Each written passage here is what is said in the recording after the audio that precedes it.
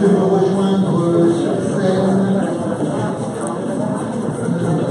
Jean-Philippe Dubois-Clément, Marielle Granton, Benjamin Pierre-Méo, Karine Fontenay, Bernard Michaud, Benoît Giménez, Philippe Laurent, Sylvie Margot, Christine Pizzery, Gustave Passadi, Ludo Pitoro. Voilà, d'autres, je pense, vont nous rejoindre.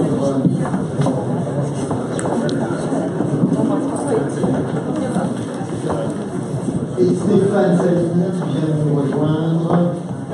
Voilà, je suis alors, très heureux de vous retrouver. Un truc de fou, jamais fait. Sénatrice de l'Essonne, élue en septembre, je viens de rejoindre aujourd'hui.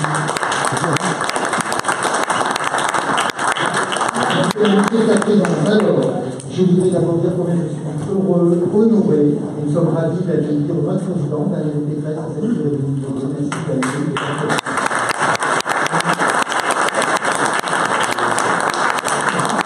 Je voudrais également saluer et dire combien nous sommes heureux d'accueillir Jean-Christophe Lagarde, notre président national de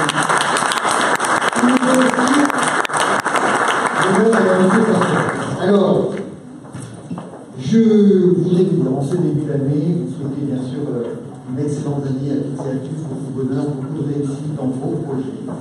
Je voudrais commencer cette intervention par vous dire combien le groupe FEI, nous sommes heureux et fiers de participer à cette majorité, à cette équipe qu'a montée Valérie, avec laquelle nous avons remporté les élections régionales fin 2015. Pour redresser la région avec, après 17 ans, de majorité de gauche. Et pour vous dire combien nous sommes impliqués dans cette équipe régionale, dans cette majorité, nous avons plusieurs élus qui composent l'exécutif régional aux côtés de Valérie. Je voudrais vous les citer. Honneur aux dames, d'abord Fatel Idri, qui est vice-présidente en charge de l'enseignement supérieur et de la recherche, Béatrice de la Valette, vice-présidente chargée du dialogue social, Stéphane Salini, qui vient de nous rejoindre, et vice-président, Béatrice merci, Béatrice, bienvenue, vice-président chargé des finances et de l'évaluation des politiques publiques, et Jean-Philippe Dubois-Clément, vice-président chargé de l'écologie et du développement durable.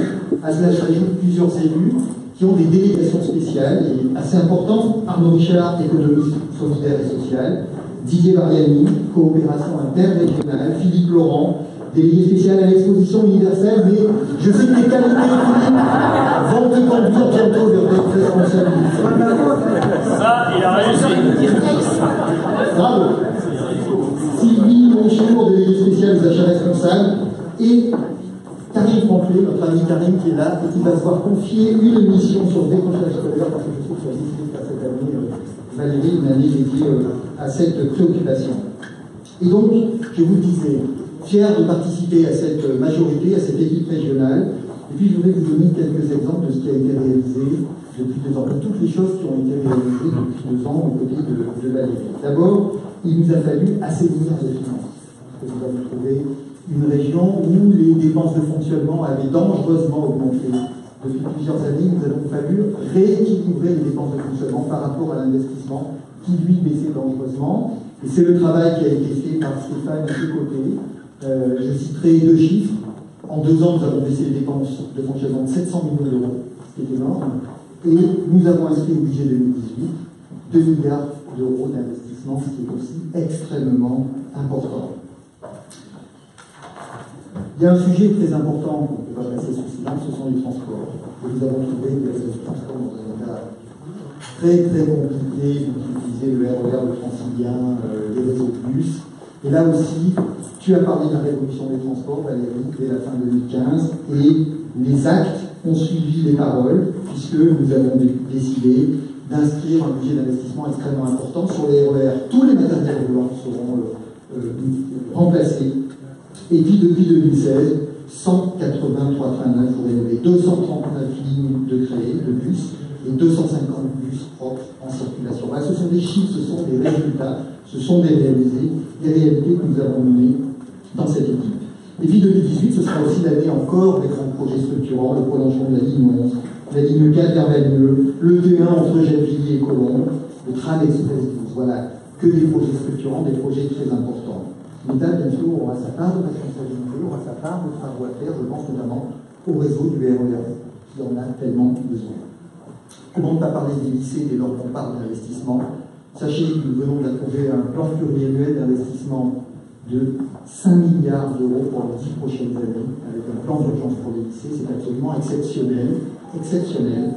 Et puis, il y a la rénovation des lycées, mais il y a aussi la vision à long terme pour la jeunesse.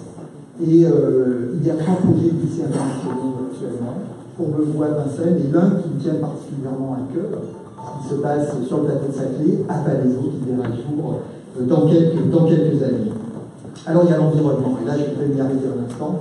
C'est un peu l'ADN du centre de l'UDI, chère Valérie. Chantal Joanneau a été une vice-présidente absolument très dynamique pour cette délégation. Elle vient d'être reprise par Jean-Philippe, dont on connaît la volonté de faire avancer aussi les dossiers et les idées innovantes. Donc pour nous, depuis 2 ans, cela s'est traduit par un plan d'air, par le plan changement d'air. 2018 verra la réalisation du plan énergie-climat, du plan régional zéro déchet. Et puis je voudrais aussi m'arrêter une seconde sur un sujet très important dans cette délégation, ce sont les contrats régionaux. Parce que nous avons replacé les maires au cœur de la décision politique. Les critères qui prévalaient sous l'ancienne majorité, respecter le nombre de logements sociaux, être conforme aux SRIF, en fait, ne permettaient pas aux maires de définir des vraies politiques en faveur de leurs concitoyens. Et c'est aujourd'hui ce que je fais avec la suppression des critères qui nous ont handicapés lourdement. Et puis il y a un autre programme aussi qui est emblématique et dont il faut parler, c'est les 100 quartiers maires.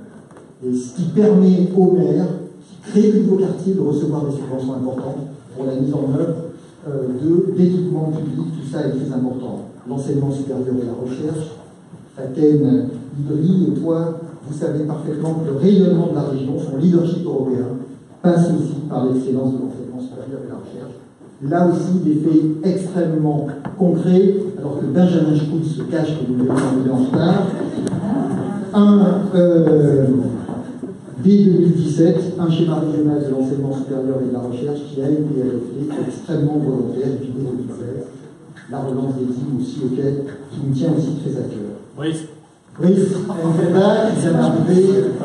Il cherchait à se planquer en oui, France. Oui, bienvenue, Brice, notre président de la commission transport. Le dialogue social, là, Béatrice de la Valette. Avec toi, Valérie, vous avez réussi à faire en 2 ans ce que vos prédécesseurs n'avaient pas fait en 17 ans. C'est passer 3 accords majeurs avec les syndicats de la région, 4 accords majeurs avec les syndicats de la région, ce qui est là aussi un engagement fort au service de la fonction publique de cette région. Et puis un autre engagement entre nous, c'est celle du déménagement, puisque nous l'avons porté avec toi pendant la campagne. Ce n'est pas forcément un engagement facile, mais nous allons réaliser d'ici une semaine.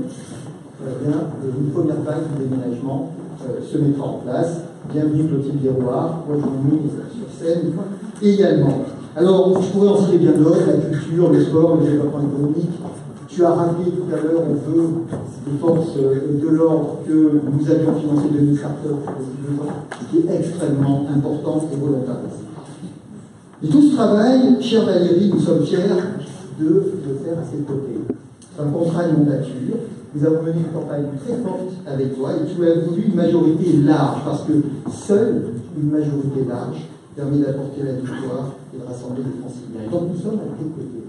Et nous sommes à tes côtés avec nos convictions, car nous avons notre sensibilité, notre ADN centriste qui nous amène parfois à tes côtés à enrichir le débat, tes projets avec nos propos. Il y a depuis quelques jours un débat. Savoir s'il y a une ou 2 droites, et je sais que vous n'êtes pas étrangère à ce débat.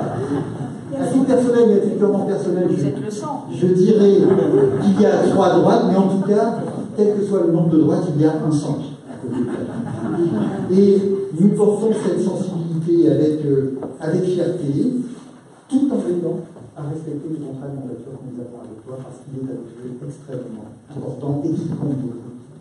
Et puis il y a des sujets, tu as vu ces dernières semaines, qui nous tiennent à cœur, des sujets sociétaux. On l'a vu sur la fin de vie, on l'a vu sur la question des personnes souffrant d'addiction aux drogues, avec le respect de cette magnifique charte de la laïcité que nous avons adoptée, qui est un très beau texte, et que nous avons à cœur de faire respecter, mais je sais aussi que tu es très sensible à ces questions qui ont été soulevées. Je pense que tu nous aideras aussi à les intégrer dans le travail de la majorité. Et puis enfin, nous sommes devenus, il y a peu de temps, le plus important de l'Assemblée régionale. C'est après la scission du Parti socialiste. Après le renouvellement législatif et sénatorial. En tout cas, cette responsabilité, là aussi, nous engage, sois-en assurés. Et puis Jean-Christophe, comme tu le vois, cher Président, nous veillons à faire vivre l'identité du pays à la région, cette identité du centre auquel nous sommes tous très attachés. Notre groupe est divers, mesdames et messieurs, mais il a cette force, cette richesse, qui rend plus dynamique, plus volontaire, les groupes humains, dès lors qu'ils ont envie et l'énergie d'avancer, et nous avons cette envie. Je voudrais terminer en vous parlant de deux sujets de préoccupation, deux sujets qui concernent vraiment la région de France, mais qui, par leurs implications, par leurs enjeux, sont aussi quelque part des sujets nationaux. Le premier de ces sujets, c'est la réforme institutionnelle, dont nous savons que d'ici quelques semaines, d'ici quelques jours, comme on nous annonce depuis plusieurs mois, ça va être d'ici quelques semaines, d'ici quelques jours, on ne sait pas quand ça viendra, mais on sait, depuis qu'il y a un nouveau président, qu'il y aura une réforme de la loi NOTRe et peut-être de la loi McLaren.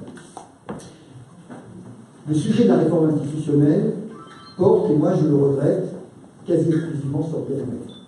C'est dommage qu'il porte quasi exclusivement sur périmètre parce qu'il a d'autres enjeux qui sont bien plus importants ou fondateurs que le périmètre. Pour autant, aujourd'hui, c'est le sujet qui nous occupe.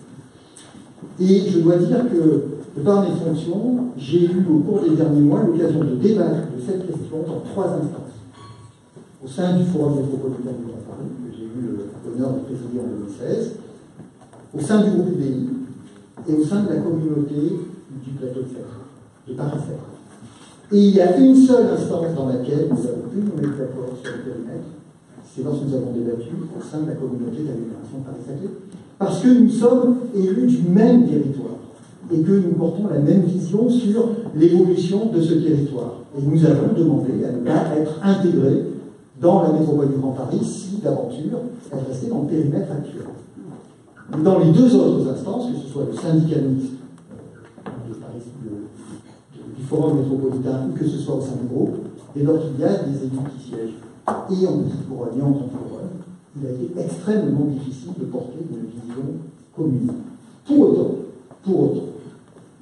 nous avons adopté un texte au Forum métropolitain qui effectivement n'a pas permis de dégager un consensus sur le périmètre, mais il nous a permis de rappeler deux points extrêmement importants. D'abord, le respect des principes des lois de décentralisation, adoptées au début des années 80 et qui doivent régir encore le fonctionnement des collectivités locales.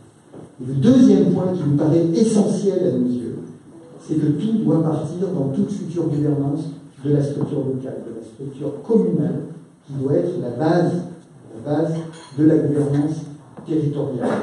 Et nous formons bien entendu ce vœu. Alors, c'est assez préoccupant parce qu'actuellement, et Philippe Laurent le répète régulièrement, on assiste à une volonté de recentralisation de l'État. On le voit avec la suppression de la taxe d'habitation. On le voit avec le principe de contractualisation des collectivités avec l'État pour déterminer leur budget et leurs dépenses de fonctionnement. On voit bien qu'on va être soumis à des risques de contrôle accru. Et tout cela est inquiétant. Et puis le deuxième sujet dont je voudrais parler, c'est le Grand Paris Express, qui nous mobilise sur les semaines qui viennent. Alors, le Grand Paris Express, c'est aussi un peu l'ADN du centre, parce que des élus centristes ont eu à l'origine à prendre des décisions pour créer le Grand Paris Express, et ce sont aussi des élus centristes qui l'ont fait évoluer vers la forme qu'il a aujourd'hui. Je me rappelle, j'étais un maire nouvellement élu en octobre 2008, lorsque Christian Blanc a invité les maires du Saclay et des vallées environnantes à venir au ministère. Il nous a présenté le projet de l'OIM Paris-Saclay, et il nous a dit que la colonne vertébrale de ce projet serait un métro automatique, un transport lourd qui dirigerait le plateau de Saclay en venant d'Orly en allant vers la Défense, parce qu'à l'époque c'était la Défense, c'était le terminus en passant par Versailles. Et c'était pour nous un projet extrêmement important, et nous voulions le soutenir. Et puis, ce projet initial, qui comprenait une vingtaine de gares, eh bien, ce sont des élus comme Maurice Leroy, Michel Mercier, André Santilly, à l'époque président de la Société du Grand Paris, et d'autres, qui l'ont enrichi pour lui faire atteindre son seuil actuel, sa taille actuelle de plus de 60 milliards. Pour lui donner ce côté extrêmement irriguant sur l'île de France. Or, nous, les élus locaux, nous avons décidé d'œuvrer aux côtés de l'État pour mener à bien ces projets de ligne du Grand Paris. Nous avons même pris des risques, nous nous sommes exposés politiquement parce que nous avons dû expliquer à nos concitoyens qui prennent le RER tous les jours, eh bien qu'il fallait quand même construire une ligne qui serait construite 10 ans après, alors que eux, tous les jours, galèrent dans les transports qui n'arrivent pas, qui s'arrêtent tout le temps. Et nous avons pris ce risque, nous l'avons assumé. Maintenant, il faut que l'État respecte la parole donnée, respecte aussi un contrat, parce que beaucoup de collectivités ont contractualisé dans des contrats de développement territorial avec l'État pour faire du logement, pour produire des centaines de logements dans des secteurs, et je suis bien placé pour le savoir, où il est extrêmement difficile de construire. Donc nous espérons en tout cas, la mobilisation doit être totale dans nos territoires pour obtenir la réalisation de ces lignes. Voilà, mes chers amis, je voudrais conclure cette intervention en remerciant tous les élus du groupe UDI qui sont à mes côtés, qui me font confiance. Je tiens à les remercier de leur confiance. Je sais que ce sont des élus engagés, mais je sais aussi que ce sont des élus exigeants. Et je fais tout, en tout cas, pour essayer de répondre à leurs attentes, de les écouter et d'être toujours proactif dans leurs demandes.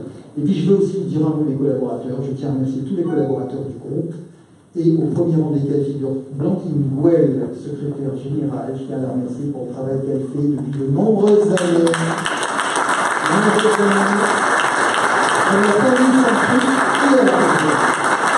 Voilà, mesdames et messieurs, je tiens à vous remercier Valérie de sa présence, Jean-Christophe également, qui fait cette réunion, de sa présence, et puis je souhaite une bonne année, pleine de réussite, pleine de projets, et puis pleine de ces petites et grandes surprises qui font le sel de la vie. Je vous remercie.